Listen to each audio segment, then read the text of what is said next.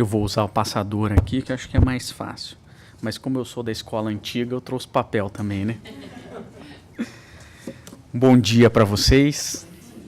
É um prazer imenso retornar aqui a conversar com vocês nesse tema que é um desafio. A minha parte é a instrução dos espíritos, mas esse tema realmente ele já suscitou nesses 2000 anos, até guerras foram travadas, porque alguns achavam que estavam dentro dos escolhidos, embora todos fossem chamados. E aí muita confusão foi feita nesse caminho, até chegarmos aqui para termos uma explicação um pouco mais aprofundada do assunto, né? Pois no decorrer da história a gente visualiza que todos se intitulavam os escolhidos, ou alguns poucos se intitularam os escolhidos, né? E essas palavras de Jesus, eu adotei isso para essa segunda parte da instrução dos espíritos, eu achei melhor a gente retomar, fazer um breve resumo sobre a primeira parte, embora naturalmente vocês tiveram, quem esteve aqui, de uma forma mais brilhante do que eu posso expor. Mas vamos lá. Quando a gente olha essa parte, né, muitos os chamados, poucos os escolhidos, parece que Jesus se contradiz numa análise muito superficial quando a gente olha uma outra passagem de Jesus que ele diz: nenhuma de minhas ovelhas se perderá. Ué, como é que poucos serão os escolhidos e num outro momento nenhuma de minhas ovelhas? Porque isso é uma promessa que Jesus nos fez, né? Nenhuma. Não é assim, a maioria, ou como o pessoal gosta de falar, a grande maioria, que deve ser uma coisa muito maior ainda, né? Então, não vai se perder. Não, é nenhuma delas. E aí a gente coloca em xeque essas duas explicações. Por isso que não se pode analisar isso de uma forma muito superficial. Esse tema tem que ser analisado, no meu entender, de uma forma profunda. O que de fato Jesus quis falar quando ele coloca que poucos serão os escolhidos? Especialmente no mundo que nós estamos hoje, de regeneração, ou entrando em regeneração, ou indo para essa parte da regeneração. Poxa, não é a ideia que muitos serão os escolhidos? É isso que Jesus nos vem trazer? Então, acho que é essa análise que os espíritos vieram nos explicar e essa que me cabe. Vamos lá, então. Então, basicamente, eu vou trabalhar dar-se-á aquele que tem, né, e pelas suas obras que reconhece o cristão. Então, vamos começar a fazer uma retrospectiva breve daquilo que a gente viu a respeito desse capítulo com a primeira parte. Então, a parábola do festim de bodas. Quando a gente olha a parábola, especialmente a parábola do festim de bodas, a gente olha e fala assim, ué, coisa mais estranha que Jesus faz, né? Porque ele convida para uma festa, né? Só que antes da gente analisar essa parábola, eu acho que é muito importante um ponto que é, Jesus falava com os fariseus. Porque Jesus falou por parábolas, mas ele falou por parábolas com várias pessoas. Quando ele falava com os fariseus, me parece que a parábola é um pouquinho diferente do caminho a ser seguido. Ele era um pouquinho mais duro do que quando ele falava com o povo. Essa é uma coisa muito pessoal que eu tenho ao analisar a parábola. E aí ele coloca lá, só para a gente retomar essa do festim, como ela parece estranha no primeiro momento, né? Então, um grande rei resolveu fazer uma festa de casamento, que é, para o povo judeu da época, um grande evento. Lembram, um casamento eram 7 dias, e por isso que faltava vinho. Né? Jesus não teve que transformar água em vinho, porque faltava vinho. Imagina se dá vinho para o pessoal durante 7 dias. Haja vinho, sim ou não?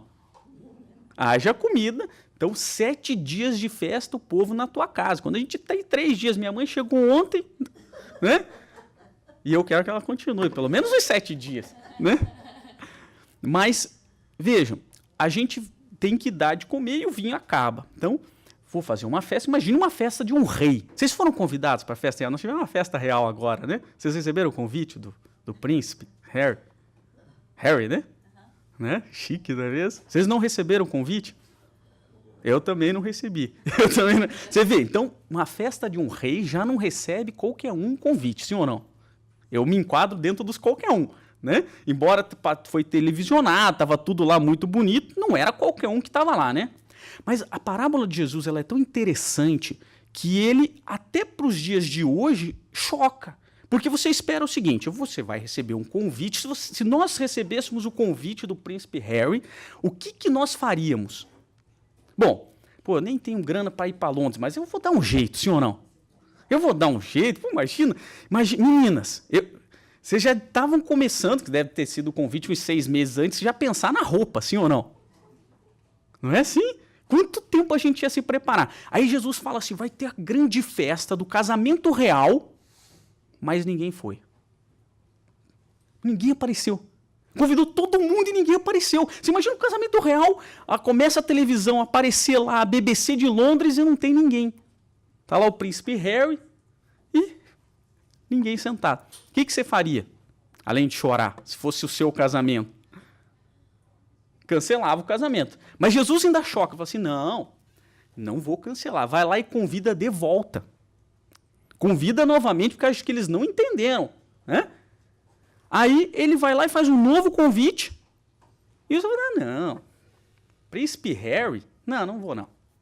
Não vou não. Ninguém foi de volta. E ainda, alguns mataram os caras que foram convidar, né? O carteiro chegou e falou assim, eu vou dar um tiro nesse carteiro. Isso é uma coisa que assusta, sim ou não? Mas para aquele momento, Jesus falava assim, poxa, então agora vamos cancelar. Não. Agora vai e convida todo mundo. Já que aqueles que estavam sendo convidados não quiseram vir, eu vou manter o casamento, a festa está confirmada, tá lá os vinhos, tá tudo beleza, convida todo mundo que você encontrar. E ele convida. E ele faz a festa, mas no meio da festa ele para a festa e fala assim, você não está vestido com roupa de casamento? Não tô, não sei o quê. Assim, expulsa ele da festa. Você fala, como é que você convida todo mundo para a tua festa, sai aqui na rua convidando todo mundo para vir aqui no centro e fala assim, mas você, homeless, não está vestido adequadamente para vir ao centro, eu vou te expulsar. Não é um negócio que choca de novo? Então as parábolas, especialmente quando a gente tem, com os fariseus especificamente, elas chocam a lógica da repertório. Porque o que você faria? Cancelava o casamento. Não, mas ele manteve. O que ele faria depois? Ele faria um casamento convidando todo mundo, tem que aceitar quem chegasse, ou não? E aí a gente começa a pensar o que significa muitos os chamados, poucos os escolhidos. Porque esse capítulo todo do Evangelho ele foi selecionado trechos da passagem para mostrar a mesma coisa, que é o quê? A primeira parte fala, povo de Israel, nós estamos te convidando para participar do reino dos céus. E eles acabaram não aceitando Jesus, naquele momento. Então Jesus falou, isso foi uma discussão, imagine quanto Tiago e Paulo discutiram sobre a entrada dos gentios dentro do cristianismo. Porque eles não lembraram dessa passagem, de que temos que convidar todos, né? Quantas discussões se os circuncisados poderiam ser cristãos ou não, os não circuncisados. Essa discussão foi durante muito tempo, no berço do cristianismo. Mas aqui está claro, nós vamos convidar a todos. Mas não basta você dizer que você é um convidado. Você tem que se comportar como convidado. É esse o objetivo da palestra, né? Esse é o objetivo da palestra, não, é o objetivo do capítulo, da palestra também. Mostrar que em vários momentos Jesus estava dizendo, é um aviso. Você tem que se comportar como cristão. É até uma coisa assim que é uma passagem que nos choca. Mas, por outro lado, eu vejo como um consolo. Se você fizer isso, você vai participar da festa. E você será bem recebido no reino dos céus. Legal ou não? Bem legal. Então, aí é que está o detalhe. Então, a gente começa a perceber, e aí o Espiritismo vem nos explicar, como que se veste para o casamento. E como se veste para o casamento? Se veste cumprindo a lei de Deus. E qual é a principal lei de Deus? Amar a Deus sobre todas as coisas e o próximo como a ti mesmo. Então, essa é a vestimenta que nós temos que ter para participar desse casamento. Quem quer participar do casamento? Levanta a mão. Essa coisa de sala de aula, né? Todos nós.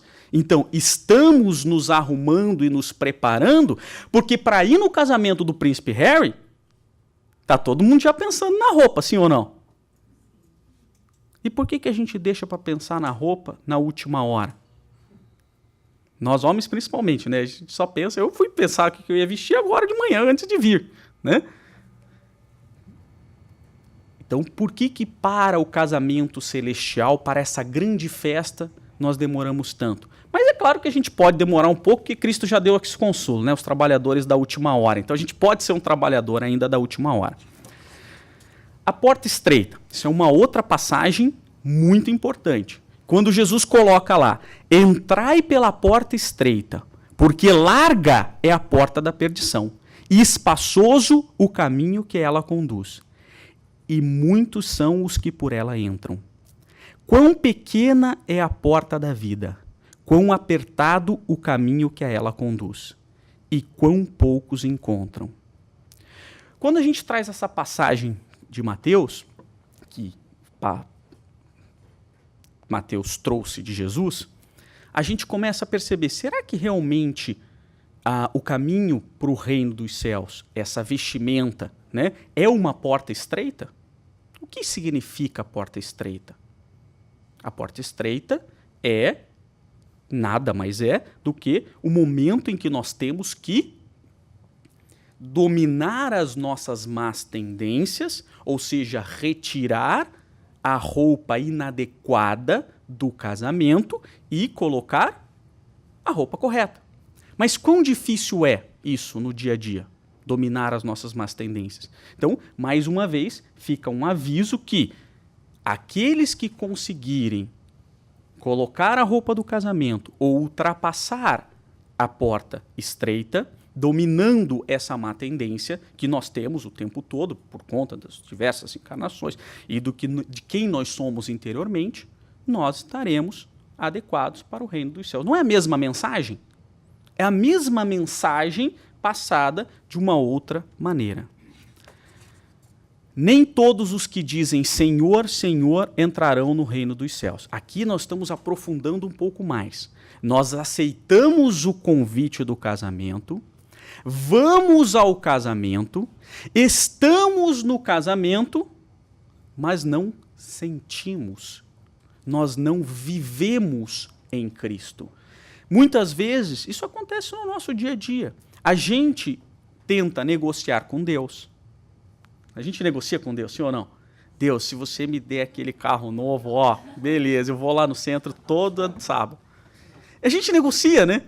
É uma coisa que... Não, mas a gente, às vezes, ainda faz isso. Talvez não isso, mas se eu me curar dessa doença, eu me prometo que eu vou subir de joelho. Isso acontece. É um tipo de negociação com Deus.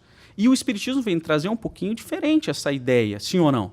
Que o sofrimento é uma forma de você expurgar um mal do passado, que o sofrimento é uma forma de você trabalhar algo que você precisa trabalhar por uma falha anterior, né? O sofrimento é o expurgo daquele mal. Então, volto a dizer aquilo que a gente falou da outra vez. O Espiritismo não é a religião da dor, mas é o sofrer com resignação. É aprender a aceitar esses detalhes e não negociar com Jesus. Não negociar com Deus, né? Então não adianta a gente exteriormente dizer Senhor, Senhor, porque isso não está no nosso coração. Nem todos, é o que diz, né, Mateus, nem todos os que dizem Senhor, Senhor, entrarão no reino dos céus. Apenas entrará aquele que faz a vontade do meu Pai, que estás nos céus. Muitos nesse dia me dirão: Senhor, Senhor, não profetizamos em teu nome? Não expulsamos em teu nome o demônio? Não fizemos muitos milagres em teu nome? Então eu lhes direi, em voz alta. Veja, não é simplesmente eu vou falar em voz alta. Afastai-vos de mim, vós que fazeis obras de iniquidades, de injustiças. Porque não adianta professarmos, não adianta irmos ao casamento sem a veste. É a mesma passagem, é a mesma mensagem. Ou seja, nós temos que entrar verdadeiramente no reino de Deus. Então, Cristo, mais uma vez, nos convida para viver em Cristo. Não ser cristão, mas viver em Cristo, né? Praticar as lições, amar a Deus, praticar a benevolência, a indulgência, a bondade, a caridade. Esse é o convite que se faz nesse momento, certo? O reino de Deus é para os que são brandos, humildes e caridosos. Esta é a vestimenta que nós temos que ter para bodas. Porque se a gente não tiver essa vestimenta, o que vai acontecer com a gente? Seremos expulsos do casamento. Mas o Espiritismo veio nos dar o consolo. Não é simplesmente assim, vai embora daqui e tal. A gente sabe que essa leitura muito superficial, né, não se podia dar na época uma leitura mais aprofundada do tema. Hoje a gente sabe o que significa. Veja como não é conflitante. Poucos os escolhidos, com todos se salvarão. Quando você tem na perspectiva a múltiplas existências. Pluralidade das existências. Essa é a chave que nos conduz exatamente a ligar esta primeira lição que aparentemente conflita com a segunda lição. Tranquilo? Sim ou não? Beleza. Muito se pedirá àquele que muito recebeu. O servo que souber da vontade de seu amo e que, entretanto, não estiver pronto e não fizer o que ele queira, o amo, será rudemente castigado. Mas aquele que não tenha sabido a sua vontade e fizer coisas dignas de castigo, menos punido será. Muito se pedirá àquele que muito se houver dado, e maiores contas serão tomadas àquele que em mais coisas haja confiado.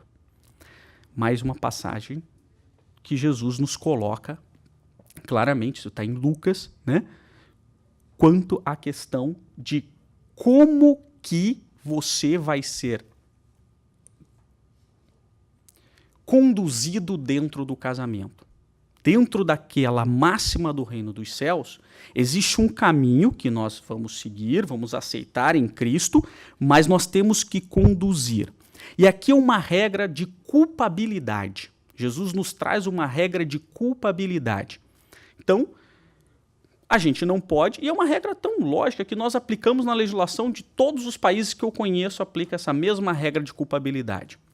Aquele que possui o conhecimento sobre a ilicitude que está sendo praticada será mais responsável daquele que não possui o conhecimento. Sim ou não?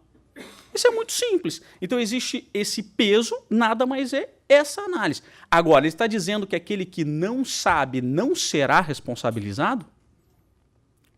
Não. Ele está dizendo que aquele que não sabe vai receber uma punição menor, entre aspas. É óbvio que, né, quando a gente fala em punição, em castigo, hoje a gente tem uma leitura um pouquinho diferente. Nada mais é do que a lei de causa e efeito.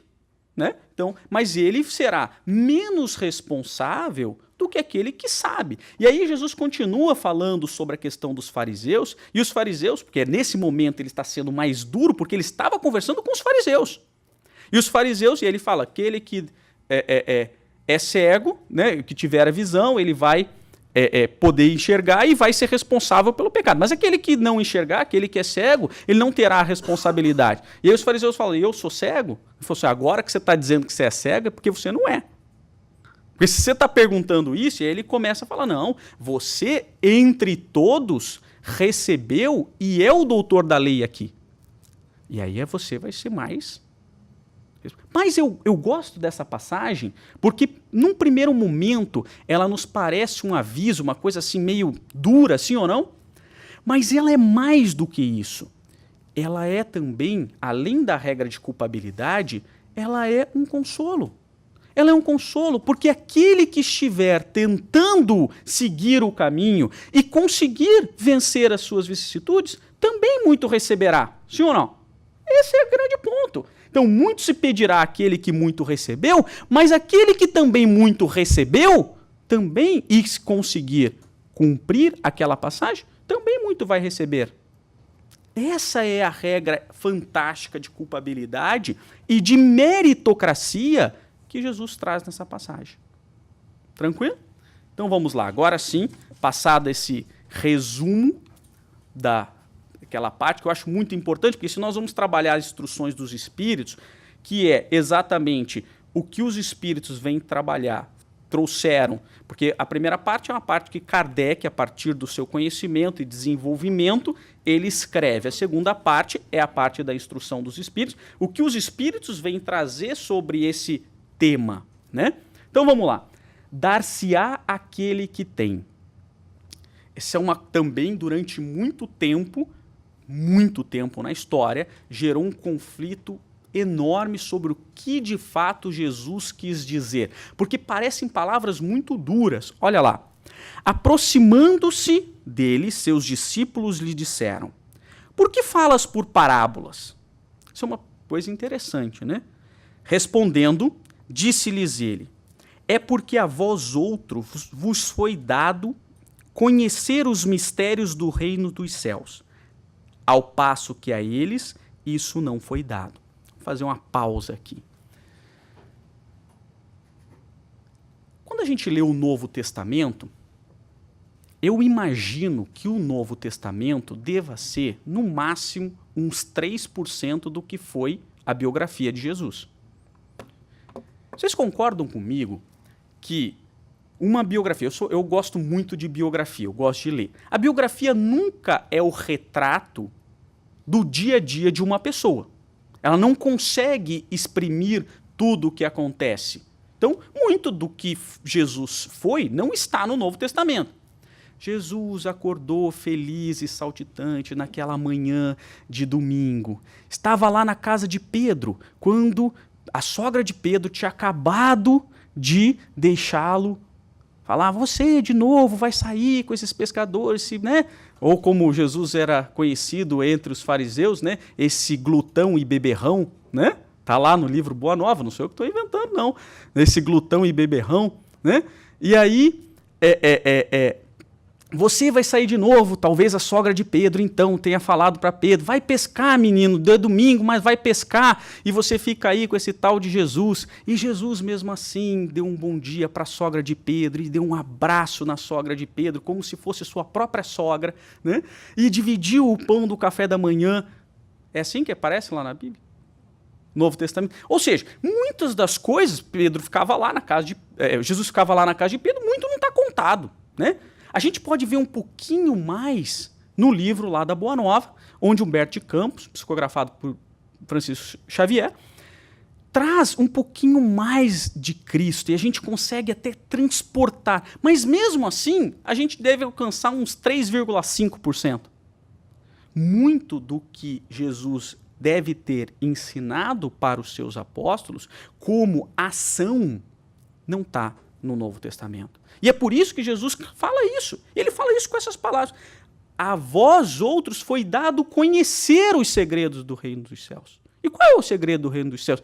Porque quando Jesus convidou os apóstolos para edificar o reino dos céus, muitos acreditavam que a gente ia fazer um reino de verdade. Construir um palácio e tal, cercar e tal. Tanto que eles falavam lá, Cafarnaum, né? Eles falavam, pô, aqui aquela região de Pedro devia ter umas 30 pessoas. Ele ficava pensando, como é que nós vamos começar esse reino dos céus com 30 pessoas, né? Que reino é esse, né? Onde vai abranger o mundo inteiro?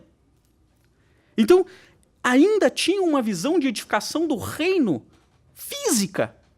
E aonde que Jesus mostrou para eles que a gente vai edificar o reino? Dentro do nosso coração. É a mesma coisa que ele está colocando da roupa, da caridade. Só que Jesus aprofundou esse conhecimento. Inclusive, se você pegar no livro da Boa Nova, você vai visualizar que existem trechos em que Jesus fala rapidamente, não em detalhes, mas talvez tenha falado em detalhes do que não está registrado, sobre a pluralidade das existências. Quando Jesus fala o porquê da justiça de uns nascerem coxos, uns nascerem doentes e outros não. E Jesus explica o que acontece lá. Então vejam, Jesus coloca que a vocês, apóstolos, foi dado esse conhecimento, mas ao povo não. Como ensinar para uma criança, para uma sociedade que ainda encontrava-se infantilizada, os mistérios do reino do céu, quando eles acreditavam que Deus ainda era um ser que vinha aqui punir? Deus era um ser todo-poderoso que punia a sociedade. Era essa a visão. É como acontecer, a minha filha chega e fala assim, fala para minha mãe, compra lá tal coisa aqui na Five Below, mas ela escolhe 15. Aí a minha mãe vira e fala assim, filha, eu não vou poder comprar tudo isso aqui, porque você sabe como é que é ganhar em real e gastar em dólar? Aí ela fala, não, então senta aqui que eu vou te explicar a macroeconomia. Veja, existe toda uma questão das moedas, né? Isso aconteceu lá em 1944, nas convenções de Bretton Woods, que estabeleceram as regras basilares da macroeconomia da sociedade dos estados. Ela tem 9 anos. Ela já não entendeu nada, né? Ela entendeu 44, né? Então, como é que eu vou dar lições de macroeconomia, de câmbio, de flutuação cambial para uma criança de 9 anos? Como Jesus poderia falar se não por história? E é muito mais fácil falar assim, olha, lá no Brasil a gente tem uma moeda que é o real. Aqui a gente tem uma outra moeda que é o dólar. Por vários fatores e tal, a moeda é diferente. Um custa mais, custa menos. Um não é um. Um é 4. Ai, que legal. Pois é, só que é o inverso. Então, 4 é para montar um. Então, veja, quando a gente escolhe muita coisa, pode ficar muito caro, porque eu ganho lá, ó. Aí ela começa a ter uma história para poder entender. E Jesus, então, explicava por parábolas para que o povo pudesse compreender mínimo, razoavelmente, aquela lição. Só que o mais interessante das parábolas, é o que eu acho, é que ela é para sempre. A gente consegue aplicar a lição, e essa é a genialidade, não é à toa que Jesus era o Espírito perfeito há 4,5 milhões de anos. Ele não fala nada à toa, nenhuma vírgula é colocada à toa. Hoje, porque poderia se falar assim, não, ele falava para que eles entendessem lá, mas hoje a gente está muito evoluído, a gente entende tudo. Não, as parábolas elas são atuais. A gente consegue colocar essas lições no nosso dia a dia. E aí me preocupa se é pela genialidade de Jesus, se é porque em 2000 anos a gente evoluiu muito pouco, moralmente, ou os dois. Talvez seja os dois, né? Então, aí é que está a grande questão das parábolas. São lições para que a gente possa... Então, por isso que a gente não pode... Nenhuma parábola a gente pode levar ao pé da letra. Ah, Jesus falou isso porque assim... Porque se a gente fizer isso, a gente vai gerar guerra. E é isso que aconteceu. Quando a gente fala que eu sou escolhido e você não é. E aí a gente gera um conflito. Porque você também sente que você é escolhido e eu não sou. E quando a gente fala assim que todos nós somos escolhidos de acordo com o nosso mérito, fica mais legal. Então, aí é o grande passo. Então, olha lá. Porque aquele que já tem, mais se lhe dará, e ele ficará na abundância.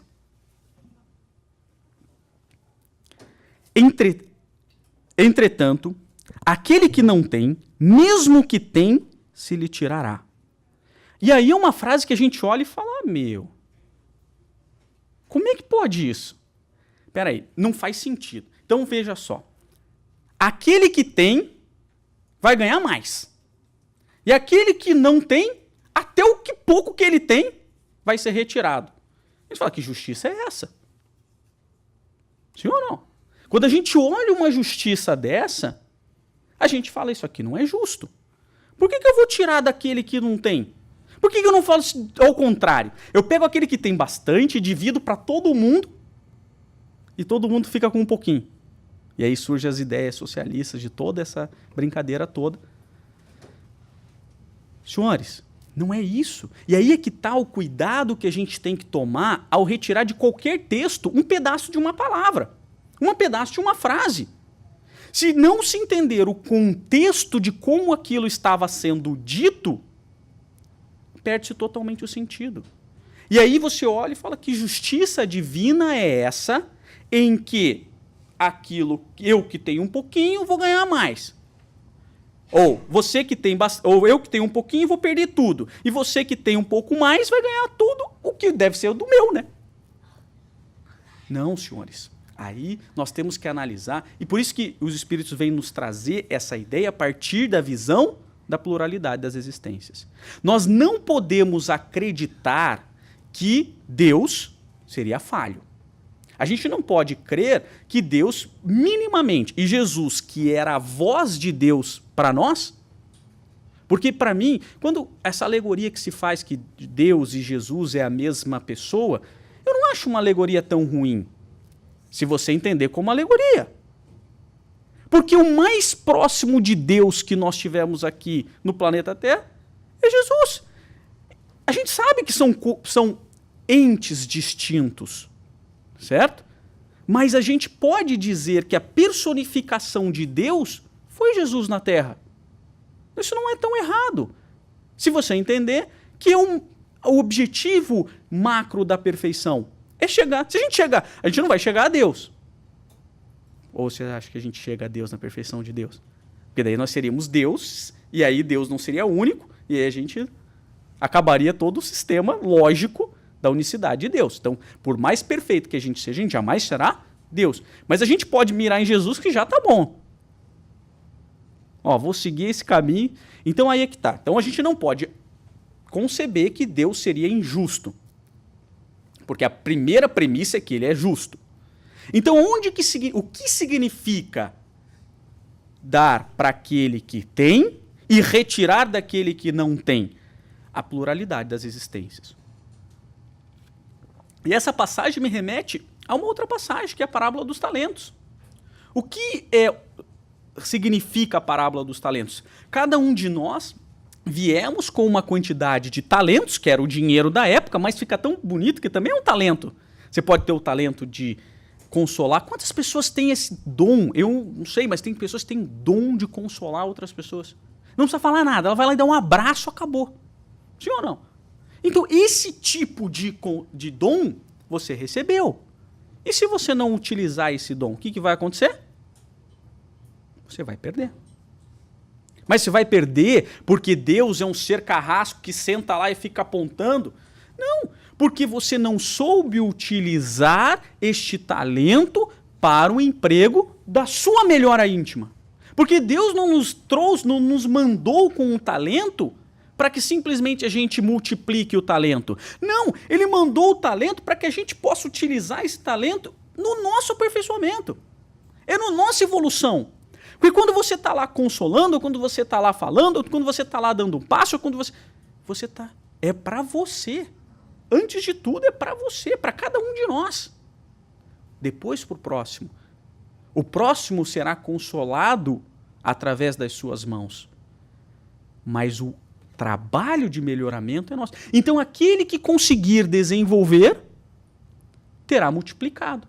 Quantos talentos nós temos, se a gente comparar aqueles seres mais próximos da perfeição que conhecemos, que habitaram os nossos dias a dias? Madre Teresa de Calcutá, Chico Xavier. Quando a gente olha para ele, fala, mas para ele é fácil, porque ele é Chico, né? Não é assim? Será que era fácil mesmo? Aquilo que ele passou? Não, para Jesus foi fácil o martírio, porque ele era Jesus. Será que realmente foi fácil? Eu acho que não.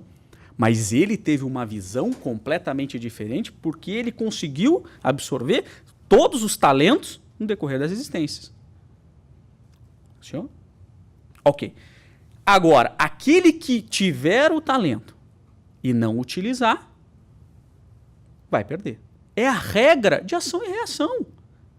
E não pode dizer que é Deus. O próprio Espírito, né, que nos traz um Espírito amigo, ele coloca o exemplo de... Então, a primeira coisa, isso não é uma regra de injustiça. E o exemplo que ele coloca é, aquele filho que recebeu do pai uma data. Data? Um terreno. Terreno. Lá no Paraná a gente fala data, né? Carpir uma data não quer, né? Então a gente fala assim. Então, recebeu uma data. E aí ele tinha que prosperar. Aí a terra seca, ele não faz nada, ele recebeu aquele terreno e fala, vai nascer alguma coisa. É assim? Quem já plantou alguma coisa é assim? Tá? Só deixar ali que nasce. Mato. Passado o tempo, aquela terra vai se perdendo. Porque você não consegue. Toda a preparação que foi feita, que o seu pai mandou para cada um de nós, e você não aproveitou aquele terreno. E aí, com o passar do tempo, você o perde. Porque ele vai ficar... O trabalho que nós teremos para edificar aquele terreno, para que ele torne produtivo novamente, vai ser maior do que se a gente tivesse pego aquele talento logo no início já praticado. Porque lá dependia de esforço, mas recuperar a terra para depois você plantar, o esforço é maior. E aí, quando você perde o terreno, você pode ficar lamentando. Porque Deus, porque a minha vida é injusta, porque olha só, aqui o terreno todo estragado, aqui eu não consigo plantar nada, olha o esforço que eu tenho que fazer para plantar alguma coisa. E não é assim que a gente faz na nossa vida? O tempo todo, nós fazemos isso. Nós reclamamos das nossas vicissitudes. Nós provocamos o problema e depois nós reclamamos. É claro que isso não significa que a misericórdia divina não possa nos auxiliar. Quantas vezes a gente chega na beira de um problema que a gente mesmo cavou, a gente tem a consciência disso, mas a gente pede, o Papai do Céu fala assim, só por hoje, dá uma trégua. Não é assim? E aí, tudo bem, não tem problema, porque a gente tem a nossa força física, às vezes não resiste àquela... A gente sabe, hoje a gente tem a plena consciência que aquilo que aconteceu é a nossa responsabilidade. A gente fala, me ajuda a recuperar esse terreno, manda uma chuvinha. Já que está tão seco e árido. Isso é negociar com Deus? Não, isso é pedir a clemência divina e a sua misericórdia. Porque Deus é justo, mas ele é misericordioso. Ele não vai julgar. Deus julgar, né? Como se fosse um juiz sentado com uma toga só. Deus não vai julgar, ele vai nos acolher. E aí que faz todo sentido que nenhuma das ovelhas de Jesus se perderá. Porque ele vai acolher, mesmo aquele que estiver em erro por tanto tempo. E aí é isso que o Espírito quis nos mostrar nessa passagem. Então, mãos à obra. É isso que ele fala. Mãos à obra, meus irmãos. Nós temos que edificar e cultivar aquele terreno recebido. Porque se não o fizermos, não estaremos vestidos com a túnica para o casamento. Veja como esse trecho, tudo faz sentido, ela se encaixa em todos os momentos. Porque são passagens que vão nos mostrar o caminho, a verdade e a vida para que estejamos no reino dos céus. E qual o reino dos céus? Algum lugar diferente do que nós já estamos? E aí vem o Espiritismo nos mostrar que o reino dos céus é o quê? Edificado dentro do nosso coração, que é o que Jesus já falava. Não é nada de novo. Então, se nós edificarmos todos os dias a partir da chave da caridade, porque fora da caridade não há salvação, nós vamos construir o reino de Deus em nossos corações e estaremos vestidos adequadamente para o casamento. Legal ou não? Não é lógico? É uma coisa assim tão fantástica. E muito se faz, muito tempo se perdeu no decorrer da história para discutir o que Jesus quis dizer em tirar daquele que não tem. Porque Deus ele vai te punir. E aí a gente vem de toda essa histórico religioso, onde Deus é o grande carrasco da humanidade. Quando, na realidade, não é isso que está sendo dito. Muito longe disso. Ok? Então, esse trecho, ao que já tem, dar-se-á, e ao que não tem, até o que tem, se tirará, nada mais é do que a lei de causa e efeito. Que todos nós, em todos os momentos, vamos plantar ou vamos colher aquilo que nós plantarmos. Tranquilo? É muito claro isso. Ou talvez não era tão claro, mas os Espíritos nos trouxeram. Essas palavras não são minhas, são dos Espíritos. Eles é que trouxeram e nos advertiram. Não, nem por um momento, duvide da justiça divina. Isso está bem claro nesse trecho do Evangelho. Nem por um momento duvide da justiça divina. Tranquilo? Pelas suas obras é que se reconhece o cristão. E aí agora a gente vai dar o caminho claro da vestimenta do casamento. Pelas suas obras. Essa é uma discussão teológica muito antiga. Que resume-se: a fé sem obras é válida e a obra sem fé é válida? Então vamos lá, são duas premissas teológicas muito interessantes.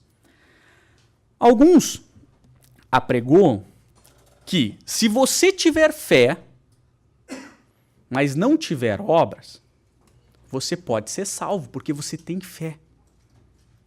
Ok? Premissa número 1.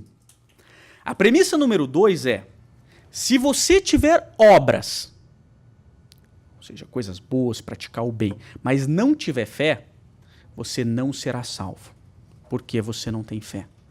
Senhores, faz sentido essas duas premissas para nós? Não faz sentido algum. Então vamos lá. Primeiro de tudo, você tem um espírita, frequentador da casa, que vem aqui em todas as palestras, vem, fala e tal, não sei o que lá. Mas quando qualquer um precisa dele, ele não ajuda. Então ele tem a fé, mas não tem obra nenhuma. Ok?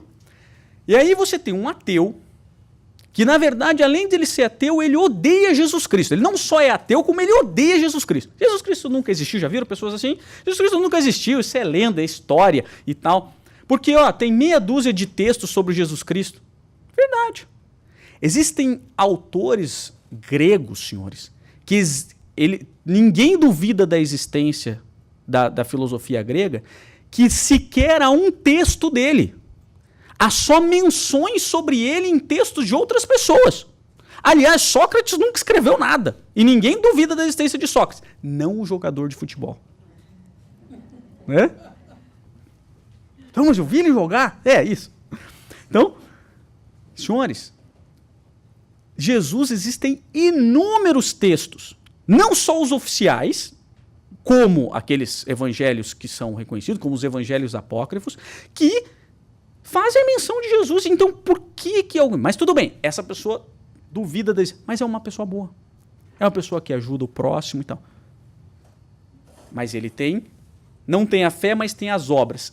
Se vocês fossem analisar esses dois casos, qual deles entraria no reino dos céus na nossa concepção? O segundo, e não o primeiro. Ora, então essa discussão teológica não me parece fundada hoje com o conhecimento racional que nós temos. Veja, o mundo ideal é que nós tenhamos fé e obras. Esse é o mundo ideal. Se você não conseguir ter fé e obras, tenha obras. Tenha obras. Por quê? Porque Cristo disse: nem todos os que me dizem Senhor, Senhor, entrarão no reino dos céus, mas somente aqueles que fazem a vontade de meu Pai que estás nos céus. Ele falou assim: só entrará no reino dos céus aquele que professar a fé cristã. Ele falou isso? É isso que está escrito ali? Não. Ele falou: só entrará no reino dos céus aquele que professar a fé cristã for espírita. Também não. Não, aquele que professar a fé cristã, for espírita e vira o centro da palestra do Ayrton. Porque se não for a palestra do Ayrton, também não vale. Senhores, não é isso que está escrito ali. Então Jesus, ele não fala... Óbvio que dentro das concepções religiosas que eu conheço, o cristianismo é aqui, embora eu tenha estudado um pouquinho alguma outra coisa, mas sou espírita de nascença, o cristianismo, ele me completa, né? Só que isso não quer dizer que o hinduísmo ou o budismo não são bons. Para mim, o cristianismo, né, me completa. Ele faz algumas coisas dentro da minha mente que despertam eu querer ser melhor.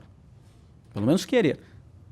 O espiritismo, por sua vez, dentro dessa análise do cristianismo, ele é muito lógico, ele é muito racional, isso para mim é espetacular. Embora ele não seja só isso, ele é extremamente emocional, é algo fantástico.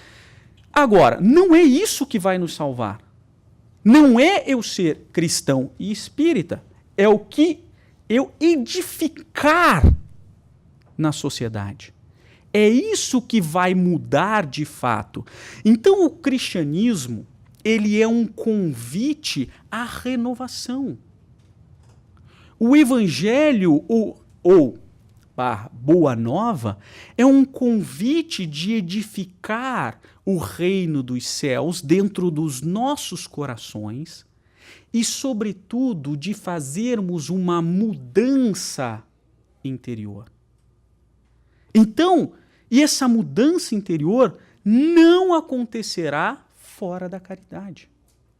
Fora da caridade não haverá salvação, porque a caridade é a chave condutora para a renovação, para a edificação.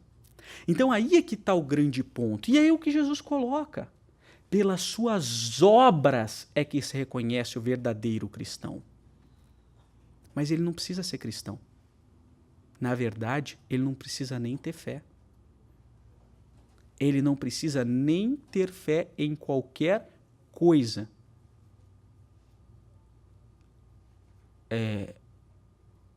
Alguns não sabem, mas eu sou também maçom. E a maçonaria, ela nos traz uma independente da sua visão religiosa, é você ser melhor porque você tem que ser melhor para você e para a sua sociedade. Isso também não é ser cristão, o verdadeiro cristão? Independente do que você professe a sua fé. A sua fé é algo íntimo, é para cada um de nós. Mas seremos julgados ou colheremos os nossos frutos pelas nossas obras. Agora, o cristianismo e o espiritismo nos convidam de uma maneira muito fantástica a fazer essa renovação.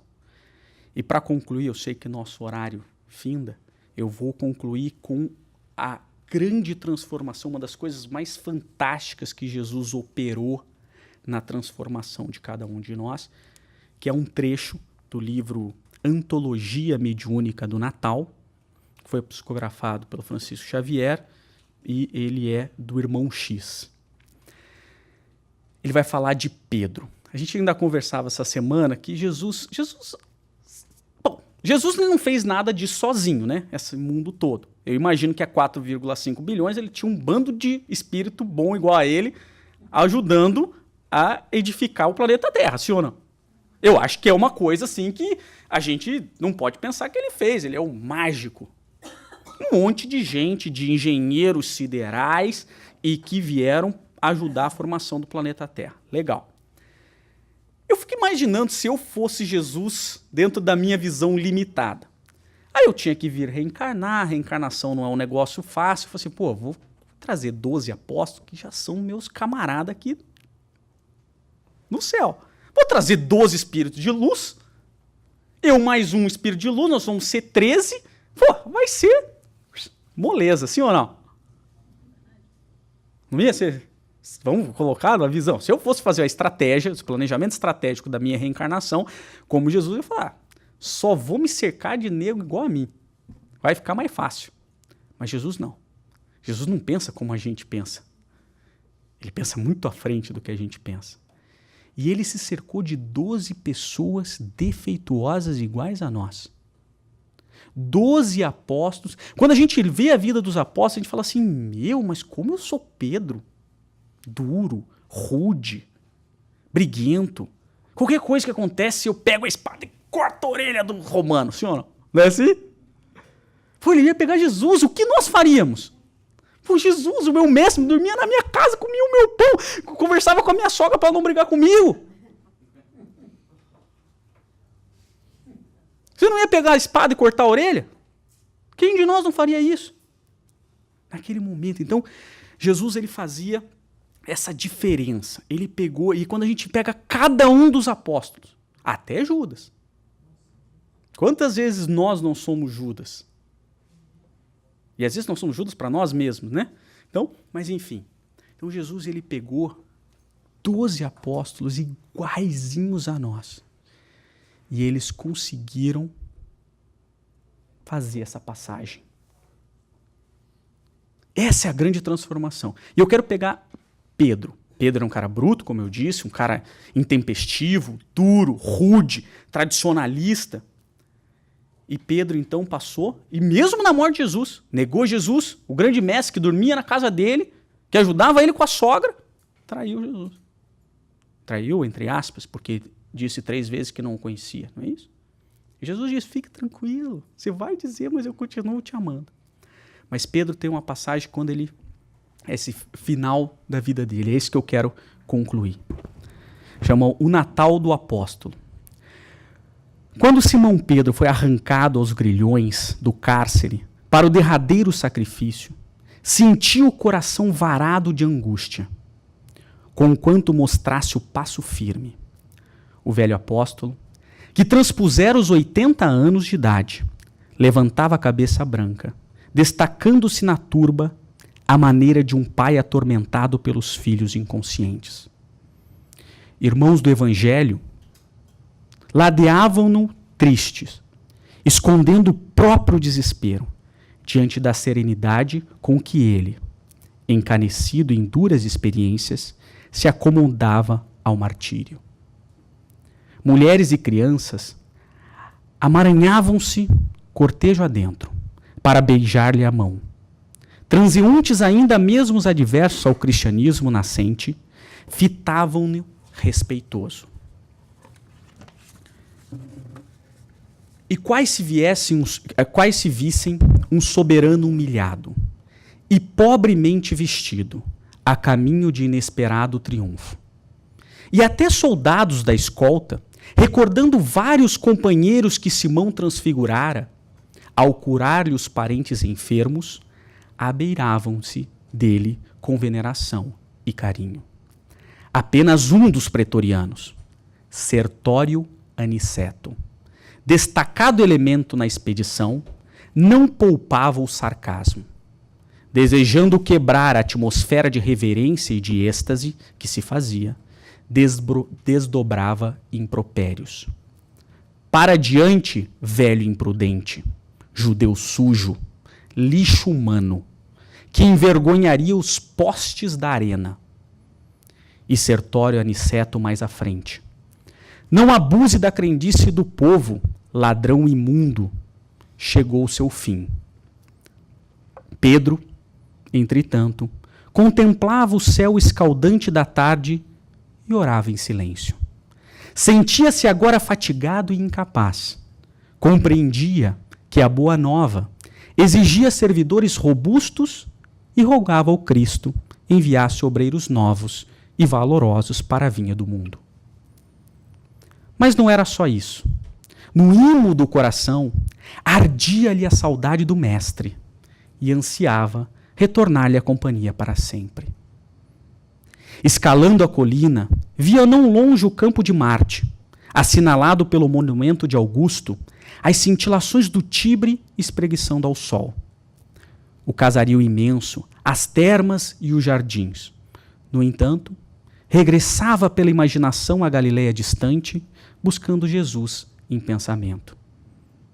Revia o lago de Genezaré em seus dias mais belos, e as multidões simples e generosas com que o Senhor repartia o pão e a verdade, o consolo e a esperança.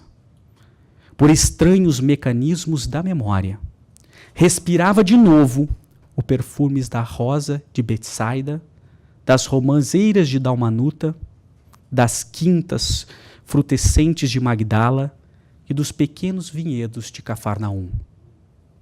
Apesar do calor reinante, rememorava a pesca e supunha-se envolvido pelo sopro da brisa, quando a barca sobrestava as ondas calmas. Reconstituía elevadas as pregações do divino amigo e parecia-lhe jornadear de retorno à família das crianças e dos enfermos, das mães sofredoras e dos velhinhos que ele próprio lhe entregara o coração. Atingindo o local do suplício, confiou-se automaticamente aos soldados que o desnudaram e, como se estivesse hipnotizado pela ideia do reencontro, sofregante, aguardado, quase nada percebeu dos martelos rudemente manobrados, que lhe apressavam pés e mãos ao lenho que se entregara de improviso. Em derredor, escutava os protestos velados das centenas de espectadores da lamentável exibição, de mistura com as preces dos companheiros agoniados. Detido, porém, na ânsia de repouso, Pedro não via que o tempo se escoava, sem que lhe desfechassem qualquer golpe. Aqui e além, grupos em orações e lágrimas salientavam-se as mãos postas, contudo, a morte tardava. Sertório Aniceto, entretanto, não o perdia de vista, e reparando que o crepúsculo baixava, atirou-lhe o pontiagudo calhau à cabeça e gritou: "Morre, bruxo!"